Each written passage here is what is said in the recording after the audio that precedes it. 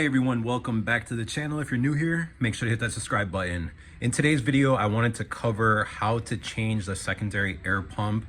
Today I'm working on a 2010 Audi S4. So it's a B8. It's got the 3.0 supercharged engine. So it's pretty much the same procedure with any car that has this engine, which would include a lot of the A7s, the Q7s. There's a lot of cars that actually carry the same engine, the S5, S4. So whatever you got, if you have this engine, it's going to be the same procedure. I was looking online and I didn't see a lot of videos on how to actually do this procedure. So I was actually replacing it. And after I was about to remove it, I just remembered. So I'm like, let me record a video just to help somebody else out. First thing you'll need to do is actually jack up the car and take off the front passenger wheel so you can get access. Once you got that removed, you're gonna need to remove this wheel well liner right here. This car is actually torn already, so it gave me complete access to get to it. But if not, you're just gonna go ahead and unclip it from here to give yourself enough room to work. Next, you'll need to loosen the bumper right here on the corner to give yourself room for when you need to get the pump out. So now I'm going to show you guys some of the tricky parts. So basically this pump right here, you can see it actually goes in that slot. You can see the circle right there. It slides right through there, and these, let me get the camera in there. These plastic pieces, which actually have rubber on them, like mounting points, actually mount to the pump itself to hold it in place. So the tricky part is removing these plastic hose right here. There's one right there, and then there's another one which I got tucked away, but it'll be the same concept. The way you actually remove them, it's gonna be kind of hard to see with the light. Let me just hold it here. Okay, so the way you remove these, there's gonna be, you can see this part right here. This is not where you wanna squeeze. You wanna squeeze on the opposite ends right here.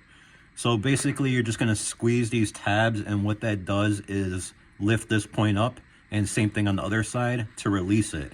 So once you got these completely squeezed, you're gonna go ahead and push it in a little bit and then pull it out. And that's how you're gonna release it. If it is stuck and won't come out, what I did is I used some penetrating oil. You can use WD-40 or whatever you got that's safe on plastic. And I just sprayed a little bit inside here to release the ring. So after you get those two hoses removed off of the pump, you do want to be careful when you're taking them off so you don't damage them. Because if you damage them, you're going to have to replace it, and that's not something you're going to want to do. After that's removed, you got this wire harness, which is sitting right on the bottom right there. And what you're going to need to do is, you can see on this part right here, you're going to get a pick and push it right in there, and then you can push in and push out, and this will release really easy. This is actually the pick that I used.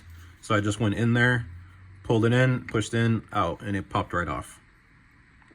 So after that, to get these released off of the pump itself, a lot of people say you could just kind of wiggle it out and it'll release itself.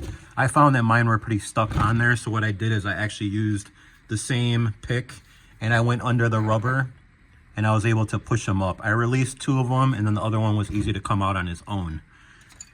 So when you go to pull the pump out, you're gonna notice that right here, the housing for the fog light gets in the way. So you won't have enough clearance, and that's the reason why you need to loosen this part of the bumper in order to give yourself enough room so you can actually pull the pump out itself. Then you can see this is where the new one's gonna go. I'm gonna show you guys what the new one looks like so you can get a better idea. So this is the new pump right here. Like I said, these are where one hose goes and then the other hose goes on here. So let me, now that I have it out, I can show you guys a little bit better. Basically that hose, you're gonna take it, clip it, push it down right here, push in and then out. And what it's gonna do is it's gonna release it from these little tabs right here. There's one on each side, one there and one on the other side. Same thing with this hose. It's just a little bit bigger, but it's exactly the same concept. This is the other end of the electrical connector. When you're putting the pick in there, pretty much you're getting it to release from this tab right here, and then you'll be able to pull it right off. These are the rubber hold downs. Pretty much I'm going to show you guys how this actually attaches on here. you can see this part right here. You can see there's an opening, and what that does is it goes right on there and slides in, and that's how it locks into place. So if the ones on your car are damaged like mine are, I would go ahead and replace them. You don't have to replace them. You could actually just reuse the ones that are on there if they're still in good condition. So pretty much you're just going to install it the same way you took it out, slide it in, get it in place. That's going to be your first thing to get it mounted in place. Then you'll be able to clip the hose on. It'll just literally snap right on. Hook up the electrical connector.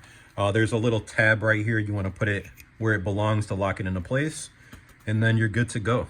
If you guys have any questions, comment below. Please don't forget to like this video, and please don't forget to subscribe. Thanks for watching.